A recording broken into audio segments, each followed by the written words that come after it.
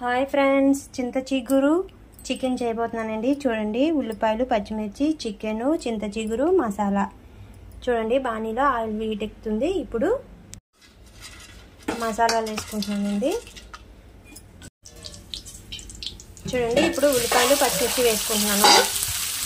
వేసుకొని బాగా కలుపుకున్నాం. ఒకసారి పైకి కిందకిలాగా అంతా కలిసేటట్టు. చూడండి, ఉల్లిపాయలు ఎర్రగా ఎగినాయి కదా. ఇప్పుడు అల్లం వెల్లుల్లి పేస్ట్ వేసుకున్నాం తగినంత. వేసుకొని బాగా కలుపుకుందాం. చూడండి, బాగా పైకి కింద కలుపుకోవాలి.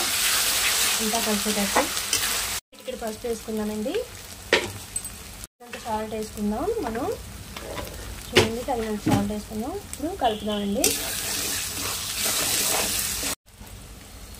ఇప్పుడు 2 రెబ్బలు కరివేపాకు వేసుకున్నామండి.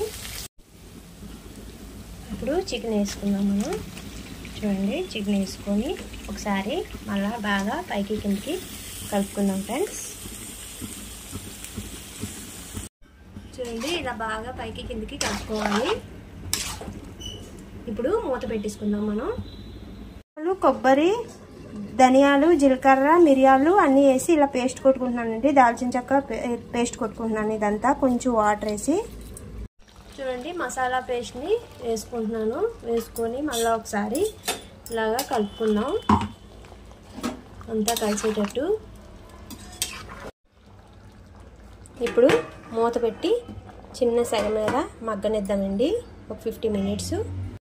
తగినంత కారం వేసుకొని బాగా కలుపుకున్నానండి. చూడండి, ఇది రెడ్ చిల్లీ పౌడర్ అన్నీ బాగా కలుపుకుందాం ఒకసారి పైకి కిందకి. చూడండి, ఇప్పుడు కొంచెం వేడి నీళ్ళు వేసుకుంటున్నాం మనం. వేసుకొని మళ్ళీ ఒకసారి బాగా కలుపుకుందామండి.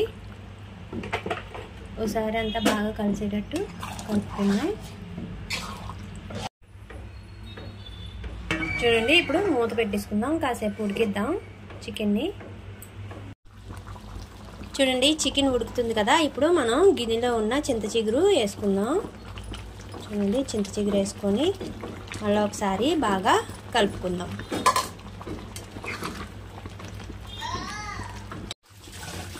చూడండి, చింత చిగురు వేసుకున్నాం కదా. ఇప్పుడు కాసేపు మూత పెట్టి మగ్గనిద్దామండి. కొంచెం కూర దగ్గరికి అయ్యే వరకు. చింత చిగురు chicken ready friends. Like and share and subscribe. Thank you so much. చూడండి, ఇలా కొత్తిమీరతో గార్నిష్ చేసుకుంటే చాలా బాగుంటుంది, చాలా టేస్టీగా ఉంటుంది. Thank you so much.